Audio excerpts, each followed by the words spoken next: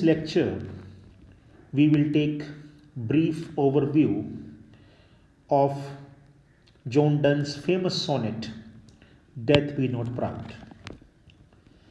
It is sonnet number 10 in the volume of Holy Sonnets.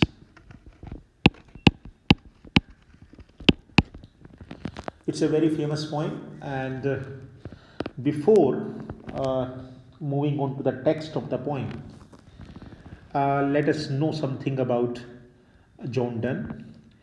John Donne is a famous 17th century poet, and he is known as the leader of metaphysical movement.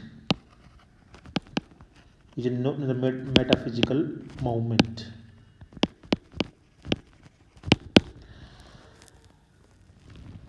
So he is a famous metaphysical poet, and metaphysical poetry, if we look at its major features, the metaphysical poetry is intellectual in tone, and it is famous for use of metaphysical conceits. Metaphysical conceits are far-fetched comparisons, very unusual comparisons, very unconventional comparisons. Then the poetry is argumentative in nature. In metaphysical poet, it is often seen that the poet arguments like a lawyer. He tries to convince the readers. Generally, the metaphysical poems have unconventional and dramatic opening. The opening is not normal, the beginning is not normal, it may surprise you. And love, death, religion are its main themes. And John Donne is a famous love poet. So, before starting the poem, let me ask you let me put you in the context of about the basic idea of the poem. If I tell you that death is the most horrible thing in the life, then most of us would agree with me, because it is a popular belief. We all are afraid of death. We all are scared of death. Even during current pandemic COVID-19, we are all scared of death and disease. So this is a conventional belief.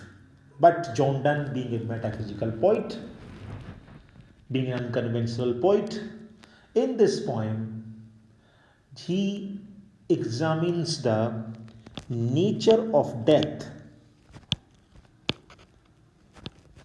in very unconventional way.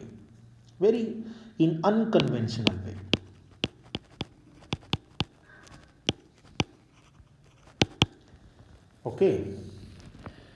So let's start the poem. How he views death. It's a sonnet, and it's divided into octave, and first 8 lines plus sestet, the stanza of 6 lines. So let's start with the first 4 lines. Death be not proud, though some have called thee mighty and dreadful, for thou art not so. So look at the opening. Death be not proud. So the poet personifies the death. The device of personification has been used. The poet says, "Oh death, don't feel proud. You should not feel proud.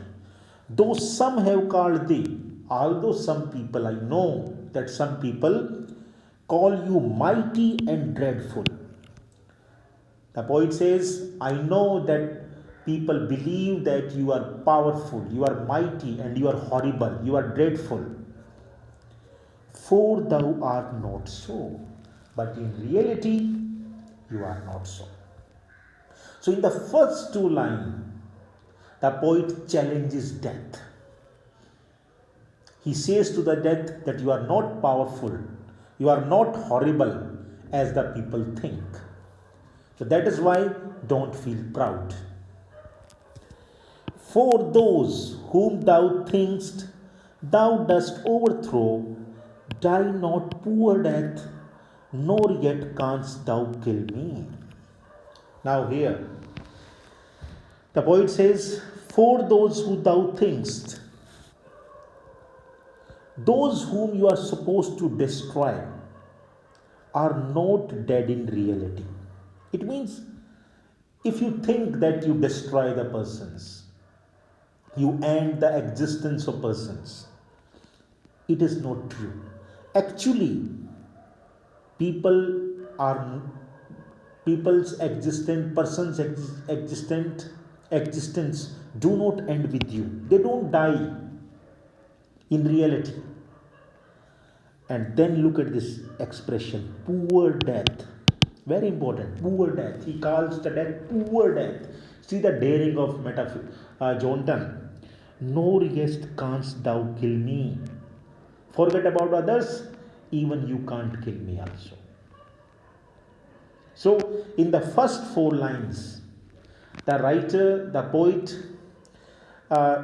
deconstructs or demolishes the opinion, the belief, popular belief, that death is mighty and powerful, and he calls the death poor death, and propounds a thesis and puts an argument that death is not powerful, death cannot kill anyone, death cannot end our existence. Now moving on to the next four lines. From rest and sleep, which but thy pictures be, much pleasure than from thee much more must flow. The poet says that rest and sleep, they are your pictures.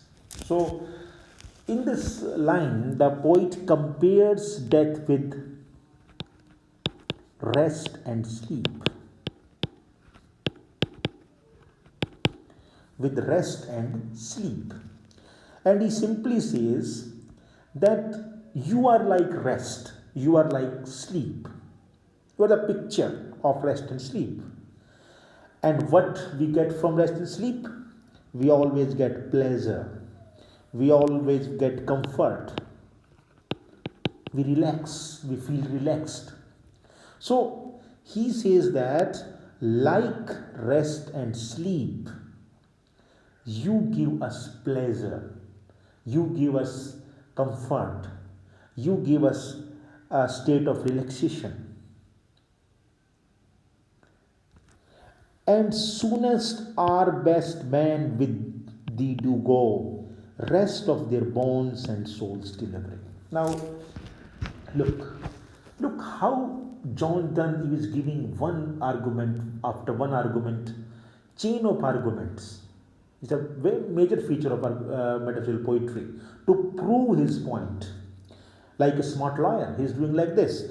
And it says that, one more proof, that our best man, our virtuous man on the earth, they generally die young. And rest of their bones, and they get their body free from the prison of they get their soul free from the prison of body, and rest their body and soul's delivery, and their soul become free. They become eternal. That is why the best and virtuous persons die young. They prefer you. They like you actually. Because you are the source of comfort, you are source of pleasure, you are source of relaxation. So in the first in the octave, we can see that Donne puts strong arguments that death is not so much dignified. Death lacks the dignity. Death is not powerful. That is not horrible. Actually, it is the source of pleasure and comfort. That's why virtuous persons or good persons, they prefer it. They like to, they go and leave the world very early. Now, moving to the last 6 lines, that is sestate. Thou art slave to fate, chance, kings, and desperate men. Now, Donne is done, and he is like giving more and more blow to the death. He's hitting death very badly. He's saying uh, he's hitting at the dignity of the death. He's bent upon proving that death is not a dignified or powerful thing. He says, "Thou art slave. You are the slave of fate, chance, kings, and desperate men." It means that fate, chance, kings, and criminals, they are your masters. You dance on their tunes.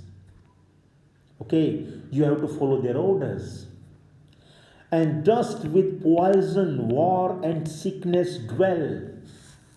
And who are your friends with whom you live? You live with poison, you live with war, you live with sickness.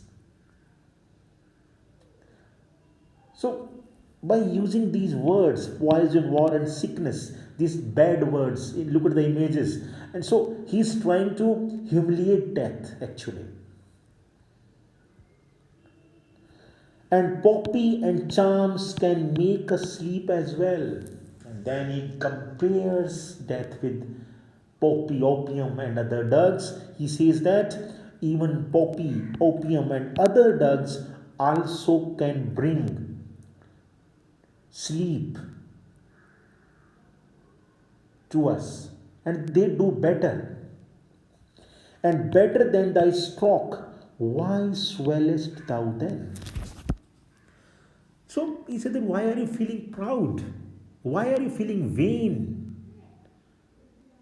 When even what can you do? You can just bring us sleep. And even this work is done by poppy, opium, and other drugs. They do in a better way. So it means you are not better than drugs. Okay. And the last 2 golden lines. One short sleep last. Look at the short repetition of sound S. Alliteration. Use of alliteration here. One short sleep last, we wake eternally. He says, you are nothing. You are death. You are like a short sleep. We wake eternally. After this sleep, we go to heaven and we wake eternally. It means we live forever. And death shall be no more. Death thou shalt try. And after the so-called death, our souls get released, and we start living with God, and there is no fear of death, and there the death also gets died. Okay, so in this poem, in this sonnet, the poet demolishes the belief that death is powerful, death is strong. The poem is religious in tone and endorses the belief that soul is immortal. The poem also presents a contrast between body and soul, and emphasizes the fact that body is temporary, physical things are temporary, and soul is immortal.